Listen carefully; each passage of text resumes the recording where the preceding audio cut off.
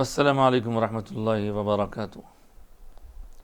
On line درس قرآن کریم کی اس مبارک و مسعود محفل میں آپ سب کا استقبال ہے۔ سلسلہ وار درس قرآن کریم کی ایک اور نشست کے ساتھ ہم حاضر خدمت ہیں۔ آج کے اس پروگرام کے لیے میں گزشتہ تلاوت کردہ آیتوں کے سلسلے کو جاری رکھتے ہوئے قرآن پاک کی آیتیں تلاوت کرتا ہوں۔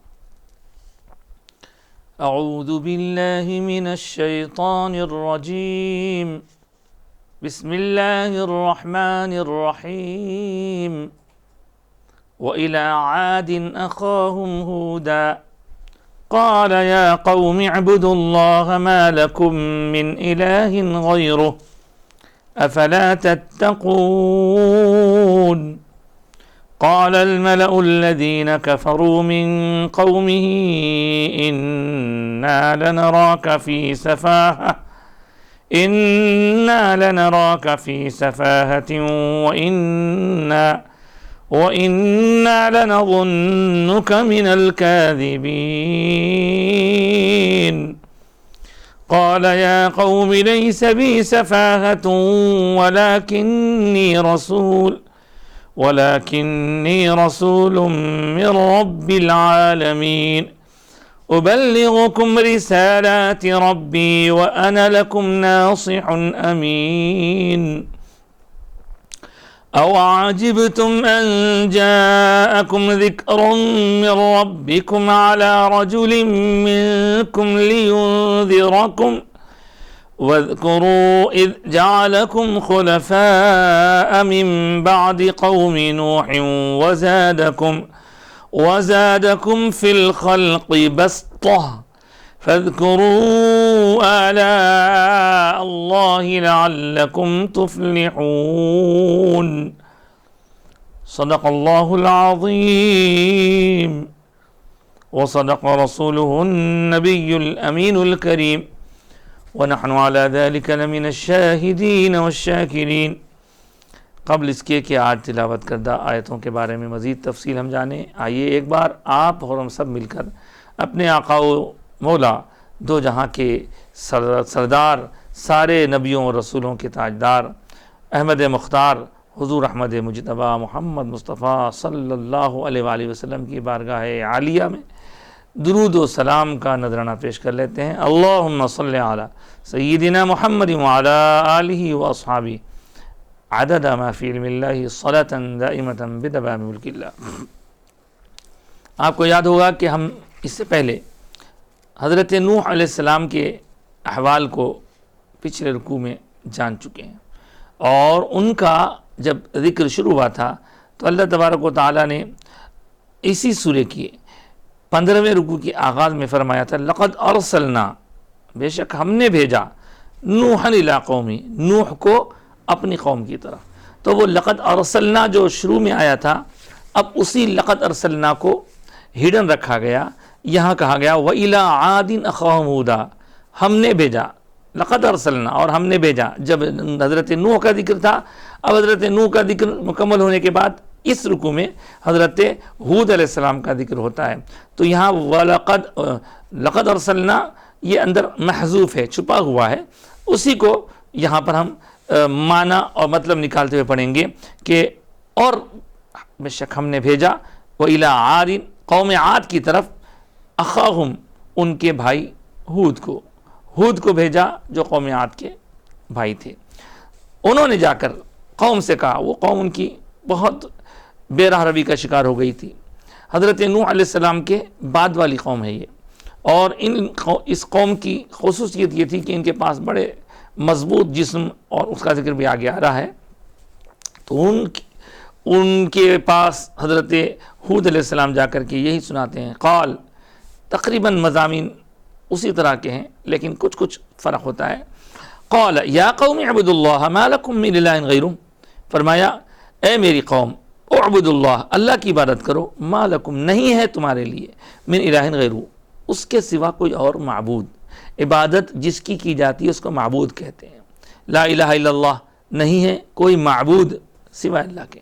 تو عبادت جس کی جائے اس کو معبود کہتے ہیں. ایک حقیقی معبود ہے اللہ تعالیٰ، اور اس کے علاوہ جتنوں کو بھی لوگ معبود سمجھتے ہیں وہ سب جھوٹے معبود ہیں، باطل معبود ہیں، معبودان باطل بولتے ہیں ان کو. تو یہاں اللہ کے نبی، اللہ کے رسول حضرت ہود علیہ السلام نے اپنی قوم سے فرمایا، اے میری قوم اللہ کی عبادت کرو اور تمہارے لیے نہیں ہے اس کے سوا کوئی اور خدا، یعنی معبود اکیلا وہی ہے، اس کے سوا کسی اور کو خدا مت سمجھو. اب لوگ مٹی پتھر کے اپنے مجسمے بنا کر وہ لوگ کیا کیا کرتے تھے وہ تو تفصیلات سب جانتے ہیں. افلا تتقون، تو کیا تم تقوی پرہیزگاری والے نہیں بنو گے؟ قال الملأ الذین کفروا، کہا ان لوگوں نے جو کفر کیے ہوئے تھے اور اس قوم کے سردار مانے جاتے تھے، اس میں ان کا پوزیشن اونچا تھا، ان لوگوں نے کہا من قومی، ان کی قوم سے، یعنی حضرت ہود علیہ السلام قوم عاد کی طرف بھیجے گئے. تو قوم عاد میں اس وقت جو لوگ ذرا بڑے سمجھے جاتے تھے اور ان علاقوں کے سردار سمجھے جاتے تھے یا ان کی پوزیشن اونچی تھی، وہ لوگ اس قوم سے تعلق رکھنے والے یہ کہنے لگے حضرت ہود سے، انا لنراک فی صفاحۃ، بے شک ہم تمہیں دیکھتے ہیں صفاحہ، صفاحۃ کہتے ہیں نادان، ناسمجھ، بے وقوف، اس طرح کے معنی اس کے نکلتے ہیں. تو بے شک ہم تمہیں نادان سمجھ رہے ہیں، ہم تمہیں دیکھتے ہیں کہ تم بھولے ہو گئے ہو، ہم تمہیں دیکھتے ہیں کہ تم بے وقوف ہو گئے معاذ اللہ. حضرت ہود سے انہوں نے یہ کہا اور کہا وَإِنَّا لَنَظُنُّكَ مِنَ الْكَاذِبِينَ، اور بے شک ہم گمان کرتے ہیں تمہارے بارے میں کہ تم جھوٹ بول رہے ہو. اس میں جھوٹ کیا تھی؟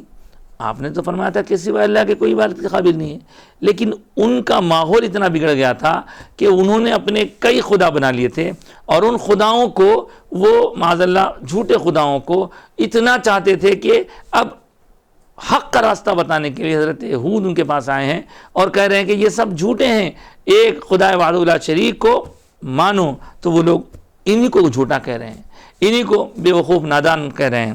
تو حضرت ہود علیہ السلام نے ان کی اس بات کو سن کر نہ غصے کا اظہار کیا، نہ ان سے ناراض ہوئے، بلکہ داعی کا یہی کام ہوتا ہے صاحب. نبیوں کا سلسلہ تو حضور پر مکمل ہو گیا، لیکن آج بھی اگر کوئی ہدایت کا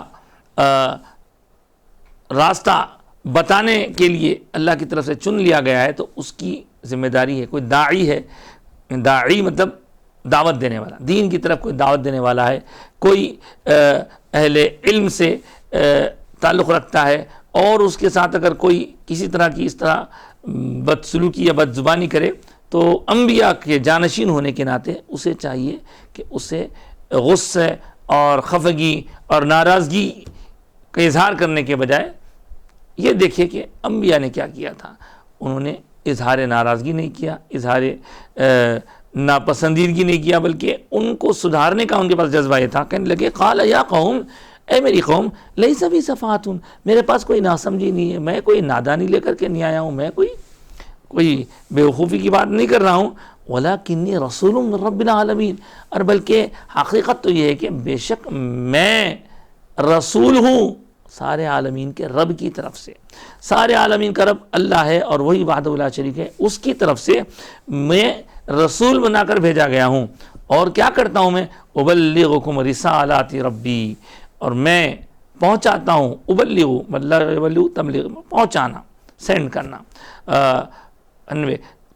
ابلغکم میں پہنچاتا ہوں تمہاری طرف، رسالات ربی میرے رب کے میسیجز کو، وانا لکم ناصح امین، اور دیکھو مجھے تم کیا کیا کہہ رہے ہو، کبھی جھوٹا کہہ رہے ہو، کبھی کچھ کہہ رہے ہو، بلکہ حقیقت تو یہ ہے کہ میں تمہارے لیے ایک امانت دار نصیحت کرنے والا ہوں. یعنی نصیحت کرنے کے سلسلے میں میں کسی طرح کی کوئی زیارتی نہیں کرتا، میں اللہ کی طرف سے رسول اور نبی بنا کر بھیجا گیا ہوں تمہاری اصلاح کے لیے، تمہاری نصیحت کے لیے. اور نصیحت کرنے کے سلسلے میں کسی طرح کی کوئی کمی بیشی یا زیارتی نہیں کرتا، بلکہ پوری امانت داری کے ساتھ اللہ کا جو پیغام پہنچانے کے لیے مجھے دیا گیا میں تمہارے طرف وہ پورا پیغام پہنچا دیتا ہوں. اور پھر آپ نے سوال کیا واجب تم کیوں آخر اس طرح بدسلوکی اور مذاق اڑانے پر اتر آئے ہو؟ کیا تم کو اس بات نے حیرت میں ڈال دیا ہے؟ تم تو تعجب کر دو گے اس بات پہ کہ انجاکم ذکر من ربکم، کہ آیا تمہارے رب کی طرف سے نصیحت والا ایک کلام، علی رجل منکم، ایک ایسے آدمی پر جو تمہارے درمیان رہتا ہے یا تمہارے اوپر تمہارے بیچ میں رہتا ہے، تم میں سے ایک شخص ہے، لینذرکم، اور وہ آیا اس لیے ہے تاکہ تم کو ڈرائے۔ تم کو کس بات سے ڈرائے؟ کہ ایک دن اللہ کے ملاقات کرنا ہے، اللہ کی ملاقات کے وقت ہمیں اعمال خیر ایمان کے ساتھ جانا ہے۔ یہ اللہ سے ملاقات کا جو ایک پکا اٹل جو مستقبل ہے، مستقبل میں جو یہ سامنا ہونا ہے، اس کو وہ تمہیں بتا رہا ہے اور تمہیں اللہ سے ڈرا رہا ہے۔ اور دیکھو وَاذْكُرُوا، اور یاد کرو وہ چیز، اِذْ جَعَلَكُمْ خُلَفَاءَ مِن بَعْدِ قوم نوح، قوم نوح کے بعد تمہیں اسی نے تو زمین کا وارث بنایا، زمین پر تسلط دیا، تم خلیفہ بنے۔ خلیفہ کی جمع خلفاء، اس لیے ہم خلفاء راشدین کہتے ہیں۔ ارے ذرا یاد تو کرو، ذرا یاد کرو، اللہ تعالیٰ نے جب تمہیں بنایا، پوری زمین پر تمہیں مضبوطی عطا فرمائی۔ حضرت نوح علیہ السلام کی قوم کے ہلاکت کے بعد، ان کے بعد تم ہی تو مضبوطی کے ساتھ اس پر خلافت اور حکومت کر رہے ہو۔ وَزَادَكُمْ فِي الْخَلْقِ بَسْطَةً، اور اللہ تعالیٰ نے مزید کرم یہ فرمایا کہ تمہاری تخلیق میں، تمہاری جو کریشن ہے، تمہارا جسم کی جو ساخت ہے، اس میں تمہیں مضبوطی عطا فرمائی۔ مضبوط جسم والے، اونچے قد کے، نہایت لحیم شہیم اور قوت طاقت کے بڑے مالک، ان کو بنایا گیا تھا۔ حضرت ہود علیہ السلام کی قوم کو پہاڑ تراشتے تھے، پہاڑ تراش کے اس میں محلہ بناتے تھے، اور آخر میں یہ کہتے ہیں نصیحت کرتے کرتے، قالوا اجئتنا، دیکھو وہ کہنے لگے فاذکروا آلاء اللہ۔ حضرت نوح علیہ السلام، حضرت ہود علیہ السلام اپنی قوم سے ایک بات تو یہ فرمایا کہ تمہیں معلوم ہونا چاہیے کہ اللہ تعالیٰ نے تمہیں نوح علیہ السلام کے بعد مضبوط جسم، مضبوط قوت اور طاقت والا جسم عطا فرمایا، تو تمہارا کام کیا ہے؟ تمہارا کام تو یہ ہونا چاہیے کہ تم اللہ تعالیٰ کی بارگاہ میں شکر گزاری کرو۔ فاذکروا آلاء اللہ، تو ذکر کرو اللہ تعالیٰ کی نعمتوں کا، لعلکم تفلحون، ذکر کرنے کا مطلب اللہ تعالیٰ کی نعمتوں پر شکر گزاری کرو۔ آلاء اللہ، یہ کیا ہے؟ تو یہ آپ دیکھتے ہیں کہ سورۃ الرحمن میں بھی اسی لفظ کو بار بار ریپیٹ کیا گیا، فَبِأَيِّ آلَاءِ رَبِّكُمَا، تو تم کون کون سی نعمتوں کو اللہ کی جھٹلاؤ گے؟ آلاء ربکما، تم دونوں کے رب کی، اے جن اور اے انس، تم دونوں کا رب اللہ ہے، تمہارے رب کی کون کون سی نعمتوں کو تم جھٹلاؤ گے؟ تو آلاء دراصل نعمت کو کہتے ہیں۔ اللہ تعالیٰ نے تمہیں مزید نعمتیں عطا فرمائی، ان ساری نعمتوں کو تم غور و فکر کرو اور ان کا چرچا کرو، ان کا شکر گزاری کے ساتھ اگر تم چرچا کرو گے تو تم فلاح پاؤ گے، تم کامیابی حاصل کرو گے، تم اللہ تعالیٰ کے نعمتوں کے مزید حقدار بن جاؤ گے۔ کب؟ جب کہ تم شکر گزاری کرو۔ آپ دیکھ رہے ہیں کہ یہاں تک کی گفتگو میں حضرت ہود علیہ السلام قوم سے کہتے ہیں، پھر قوم آپ پر ایک الزام لگاتی ہے کہ آپ جھوٹے ہیں، معاذ اللہ آپ نادان ہیں، تو آپ اس کا جواب دیتے ہیں، آپ اس کا جواب دیتے ہیں۔ جواب دینے کے بعد میں آپ دیکھیں کہ انہوں نے پھر حضرت ہود علیہ السلام کو پھر بحث کرتے ہوئے پھر جواب دیا، اور جواب حضرت ہود علیہ السلام جب ان کو دے رہے ہیں تو اس میں اللہ کی نعمتوں کو شمار کرا رہے ہیں، اللہ کی نعمتوں کو یاد کرنے کا ان کو یعنی حکم دے رہے ہیں کہ لوگوں تم ذرا اللہ کی نعمتوں کو یاد کرو، کتنی نعمتیں اللہ نے تمہیں دی ہیں، تم کیا تھے اور تم کو خلیفہ بنایا، تم کو ان کے بعد سکسیسر بنایا، تم ان کے جگہ پر تم مضبوطی کے ساتھ حکومت کر رہے ہو، تو تمہیں تو چاہیے کہ تم اللہ تعالیٰ کی شکر گزاری کرو، اس کی نعمتوں کو یاد کرو۔ تم ایسا کرنے کے بجائے اس کے پاس سے آئے ہوئے نبی کو، معاذ اللہ اس کے پاس سے آئے ہوئے رسول کو بدسلوکی کرتے ہوئے، اس کی شان میں گستاخی کرتے ہوئے تنگ کر رہے ہو، اس کے رسولوں نے جو کتابیں آیتیں لائی ان کو انکار کر رہے ہو، اور الٹا رسولوں کو ہی نادان، ناسمجھ، بیوقوف کہہ رہے ہو، حالانکہ اللہ تعالیٰ نے جتنے نبی بھیجے ان کو چن کر بھیجا، نبیوں کو اللہ نے معصوم بنایا، اور ہر نبی ہر قسم کے عیوب ظاہری سے محفوظ رہتا ہے۔ تم نادان کہہ رہے ہو، کبھی جھوٹا کہہ رہے ہو، کبھی نادان کہہ رہے ہو، میرا کام تو یہ ہے کہ میں اللہ کے پیغام کو تمہارے تک پہنچاؤں، اور میں تمہارے لیے ایک بہترین تمہارا خیر خواہ ویل وشر ہوں، تمہیں نصیحت کر رہا ہوں۔ اور تم اس بات سے تعجب میں نہ پڑو کہ تمہارے پاس تمہارے میں سے ہی ایک بندہ دین کے احکام لے کر کے آیا ہے، تو کیا اللہ تعالیٰ کسی کو اپنے انعامات سے نوازتا ہے تو کیا دوسروں سے پوچھ کے بنائے گا؟ یہ اللہ کی مرضی ہے، جسے چاہے سرفراز فرمائے، جسے چاہے نواز دے۔ اگر ان لوگوں کو نوازا گیا، اگر نبی کو تمہارے درمیان بھیجا گیا تو اس لیے بھیجا گیا تاکہ تمہاری اصلاح ہو، تم فلاح اور کامرانی کے راستے پر گامزن ہو جاؤ۔ اس طرح یہ آیت نمبر 69 ہوئی، جس میں آخری جملہ یہ ہے کہ اپنے رب کے بارے میں جھٹلانے کے بجائے اپنے رب کی نعمتوں پر شکر گزاری کرو، اور یہی تمہارے لیے کامیابی کا ذریعہ، لعلکم تفلحون، تاکہ تم کامیاب ہو جاؤ۔ فلاح سے بنا تفلحون، فلاح ایسی کامیابی جو دنیا اور آخرت دونوں کی کامیابیوں پر مشتمل ہو۔ تو تم کو اگر دنیا آخرت دونوں میں کامیاب ہونا ہے تو رسول کا دامن تھامے رہو، اور اس زمانے کے نبیوں نے اپنا کام کیا۔ اب یہ زمانہ حضور کا زمانہ ہے، قیامت تک حضور کا زمانہ ہے، بلکہ قیامت کے دن بھی حضور ہی کی بات سنی جائے گی، حضور ہی کی سفارش قبول کی جائے گی۔ اس طرح آج تلاوت کر آیتوں میں آیت نمبر 69 تک ہم نے جو پڑھا اس کا خلاصہ یہی ہے کہ نبیوں کو پچھلے زمانوں میں بھی ستایا گیا، لیکن جو ادب والے تھے وہ کامیاب رہے۔ اب آگے کی آیتوں میں ہم دیکھیں گے کہ کفار حضرت ہود علیہ السلام سے مطالبہ کرتے ہیں کہ آپ نے کہا نا کہ جو آپ کی بات نہیں مانے گا اس کو عذاب گرفتار کر لے گا، تو لائیے عذاب لا کے بتائیے۔ معاذ اللہ، استغفر اللہ۔ تو یہاں سے انشاءاللہ یہ گفتگو آگے ہم سنیں گے۔ آج کی گفتگو درس قرآن کے حوالے سے 1 2 3 4 5 آیتوں کی مکمل ہوئی۔ انشاءاللہ اس کے بعد والی اور 3 آیتیں ہیں جن پر حضرت ہود علیہ السلام کا ذکر مکمل ہوگا، اور یہ رکوع بھی مکمل ہو جائے گا۔ اس پر روشنی ڈالنے کے لیے ہم انشاءاللہ آنے والے اتوار کو آپ کی خدمت میں حاضر ہوں گے۔ البتہ درس قرآن کے بعد کچھ ضروری باتیں احادیث وغیرہ کی روشنی میں جو ہوتی ہیں تو ان پر بھی ہم تھوڑا سا وقت لگائیں گے۔ ایک بار مزید درود شریف پڑھ لیجیے۔ اللہم صلی علی سیدنا محمد نبی الامی وآلہ وصحبہ وبارک وسلم۔ آج کی حدیث پاک سماعت کر لیجیے۔ عن عثمان بن عفان رضی اللہ تعالی عنہ قال رسول اللہ صلی اللہ علیہ وسلم خیرکم من تعلم القرآن وعلمہ۔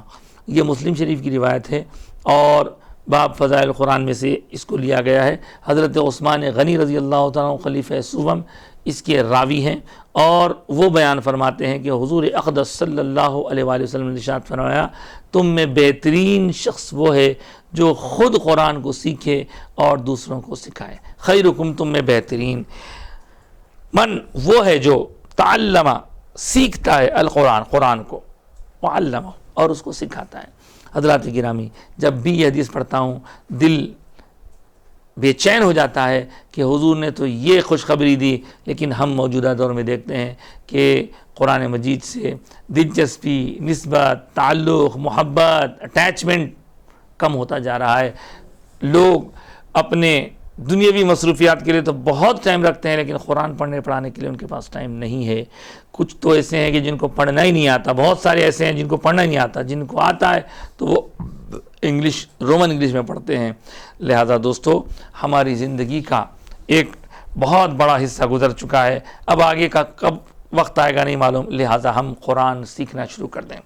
یہ قرآن کی بات نکلے تو حضرت عثمان غنی رضی اللہ تعالیٰ عنہ اس روایت کے بیان کرنے والے ہیں۔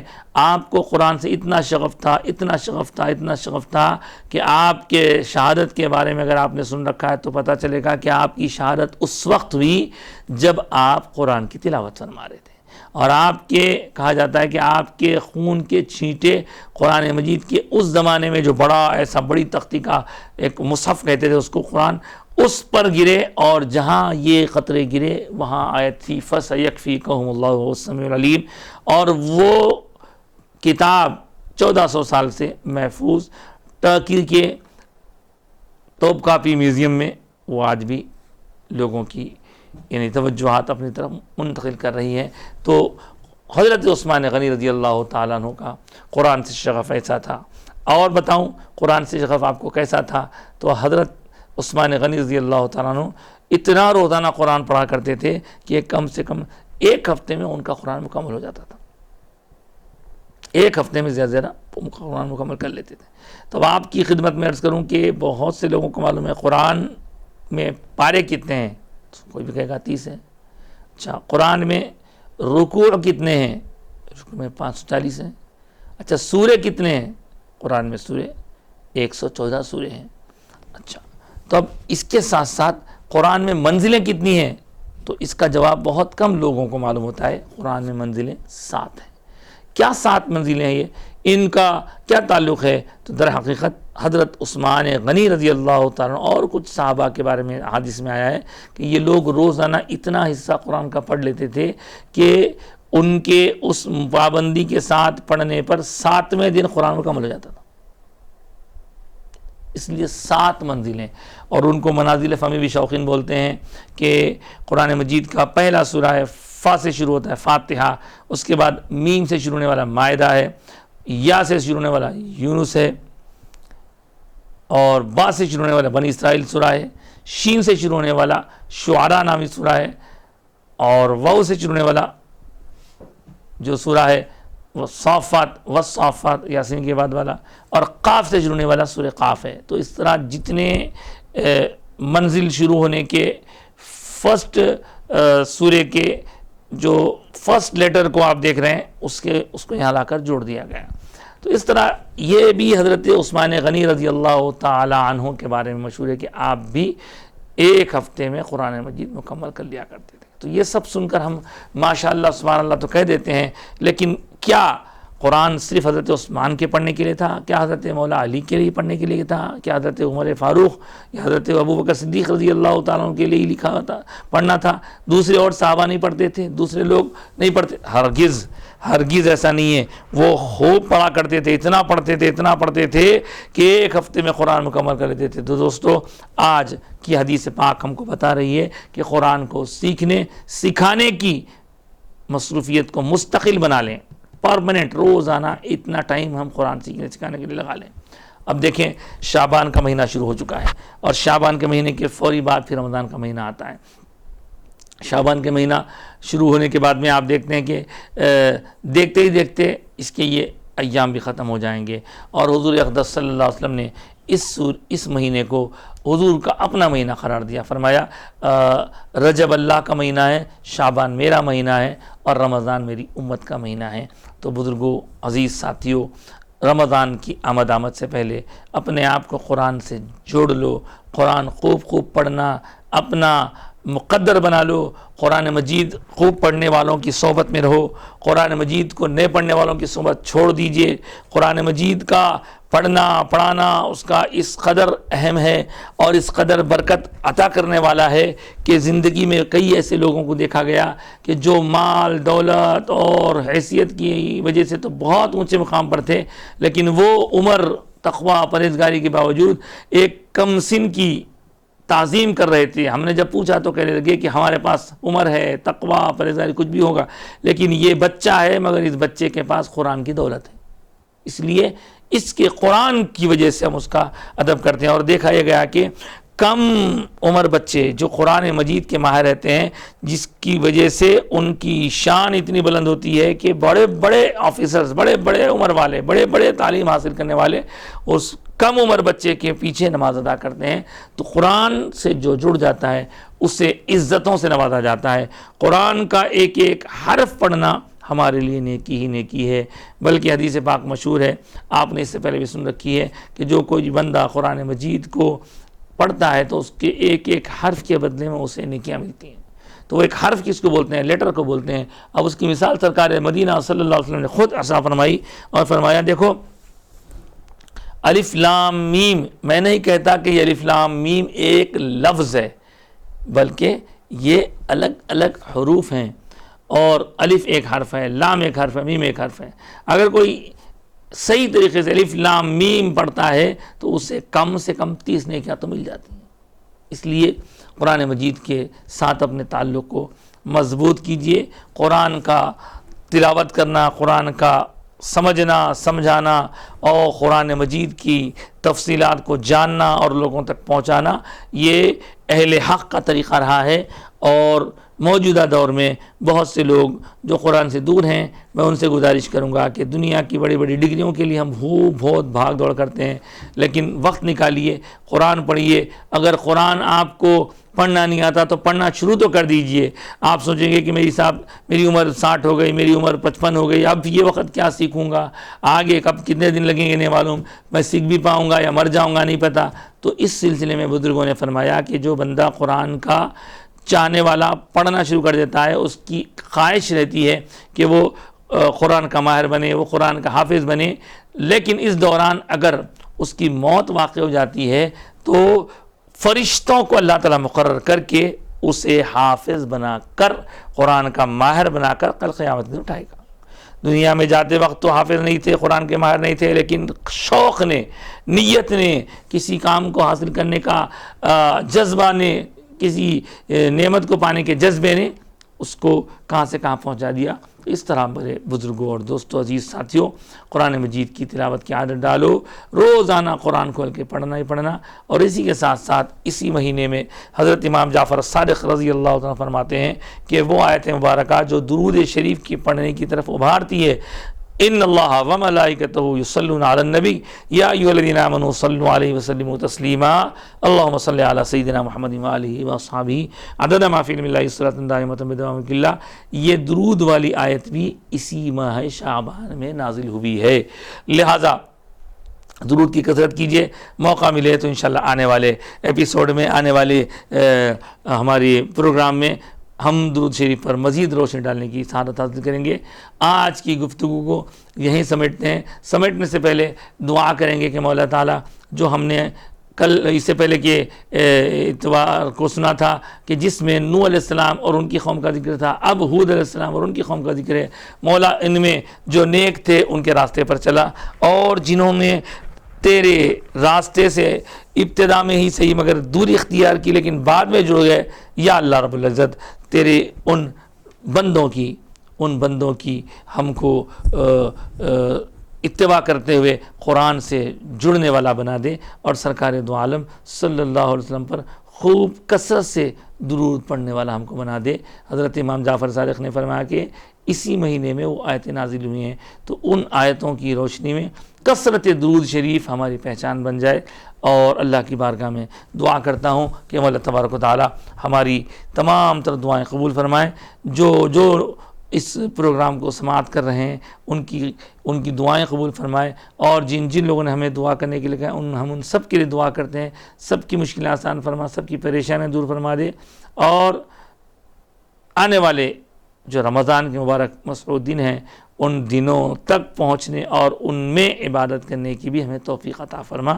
جن لوگوں کی جو دعائیں ہیں اپنی ان کی دعاؤں کو وہ اپنے تصور میں لے کے آئے ہیں، مولا اپنے فضل و کرم سے ان دعاؤں میں تصور کے ذریعے تیری بارگاہ میں شامل ہونے والوں کو سرفراز فرما، اور ان تمام کی دعائیں قبول فرما، اسلام پر قائم رکھ، ایمان پر خاتمہ فرما، آمین بجاہ النبی الامین، وصلی اللہ تعالی وسلم علی خیر خلقی ونور عرشی مظہر لطف زینت فرشی سیدنا محمد وآلہ واصحابہ اجمعین برحمتک یا ارحم الراحمین۔